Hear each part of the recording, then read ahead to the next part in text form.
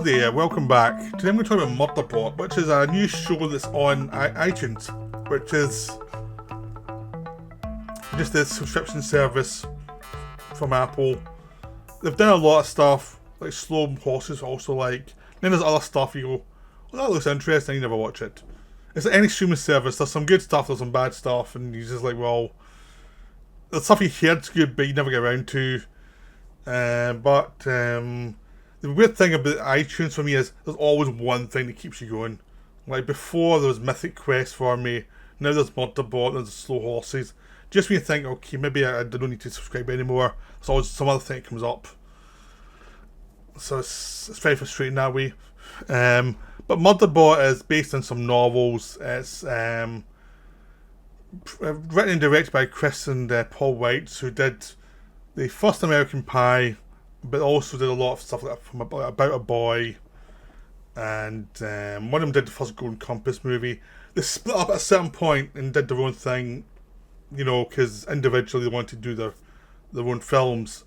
Some were successful, some were not, but they came back together to do this project, Murderbot, and it's really enjoyable. It's not a show that's going to redefine what you think of, you know, sci-fi and TV or anything. It's no interest in that. It's much more interested on doing a character piece within a sci-fi genre, using ideas you've seen before but done with a weird tweak to them. And that's the charm of it. It's like it's centuries in the future. Humanity is spread throughout the galaxy. There's corporations that are running things. There's different regions with different beliefs. Sort of like the way the world is now. Different places have different beliefs, different political systems, different levels of corruption. And people just try and make do where they can.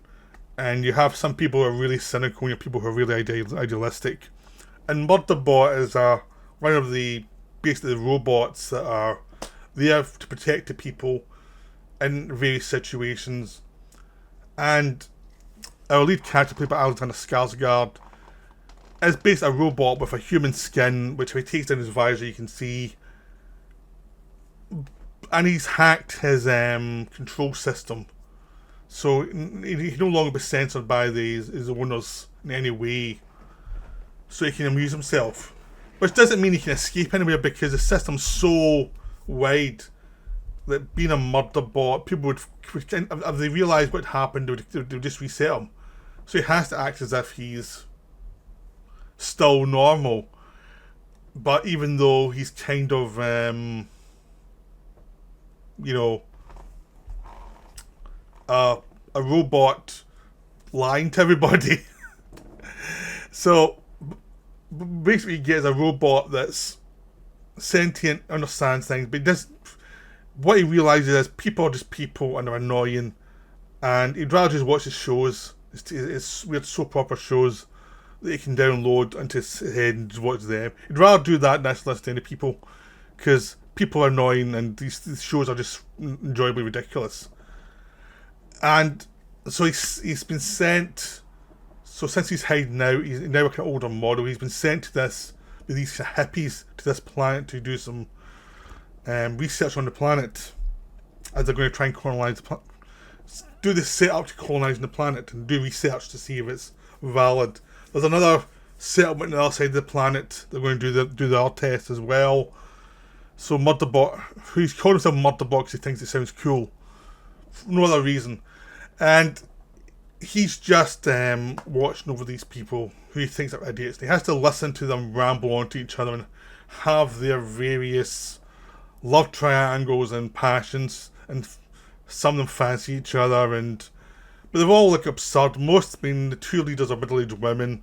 There's a lesbian couple who are not entirely committed to each other. There's this guy who's a airhead who's there as a scientist, but he wants to use guns, but no one can be bothered with him. There's another one who's half mechanical, half human, who's just weird. Played by David Dastmalchian, you know the face.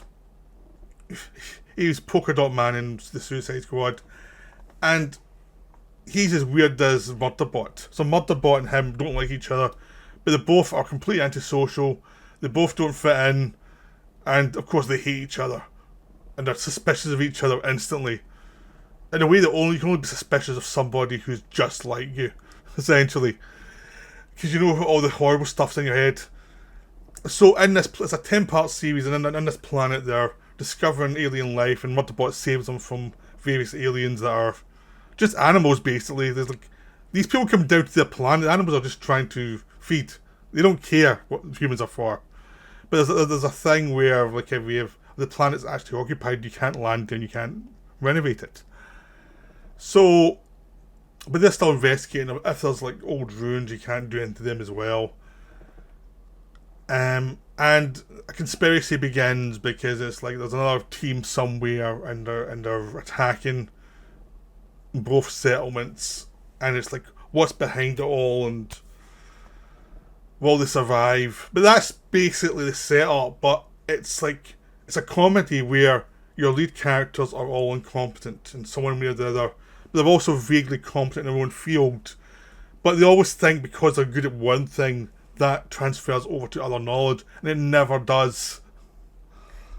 So it's all about the pretensions of human beings and how they think they're suddenly smart at everything, when life proves them to be wrong, and how that no one understands their own emotions and no one understands what they're really about. So, and they're all kind of hippies and have an idealistic view of what life should be. And you have a Murderbot who's doing the voiceover, and he has no illusions of what human beings are. He cannot. He can hear everything. He can't stand some of the talk they're having with each other. I mean, this is the dumbest thing ever.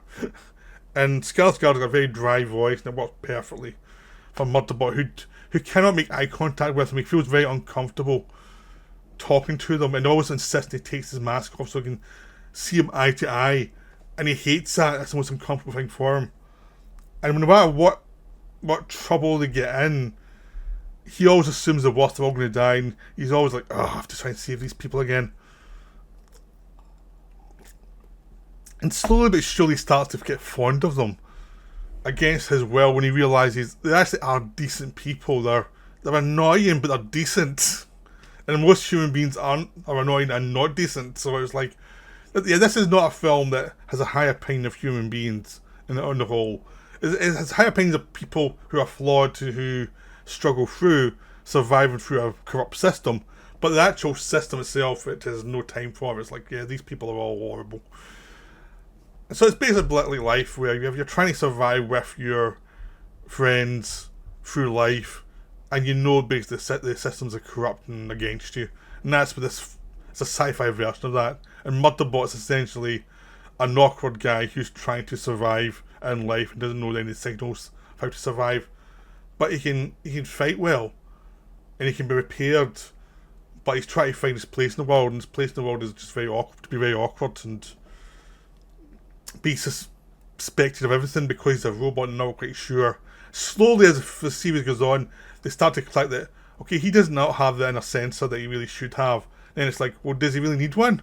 He seems to be actually doing better than most robots by actually free will rather than you're ordered to do things. And it becomes a slow progression of them understanding him and him understanding them. So I mean, there's nothing new here. It's just very well done.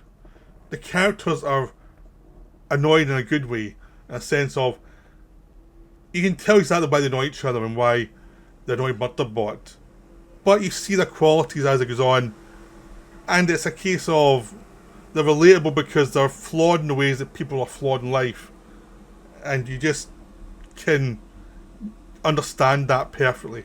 Sorry the noise behind me. It's just nothing I can do. So it's just a very charming show, and I'd highly recommend it to anybody because it's just like wonderful. It's just the first episode or two are all set up, and then you get into the meet the character stuff. They're all setting everything up. So I'd say have a bit of patience, let it set itself up a little bit first. But once you're into like episode 3 onwards, it really is delivering really well, and there's a second season coming, which is good because the show actually has an ending. It's like season 2, they're based on books, so season 2 will be a different story because they've finished the first story. And so now you'll have a second one, but we'll have have its own story to tell. So they actually tell a story, and there's a beginning, a middle, and end. So it doesn't feel like a TV show where it's like, oh no, I've done 3 seasons before I get to the end of the story. It's like, no, the story ends, and then now there's a potential for more story, but it doesn't really need it. So yeah, so go see it. It's very enjoyable. Right, that's me for now. Right, bye.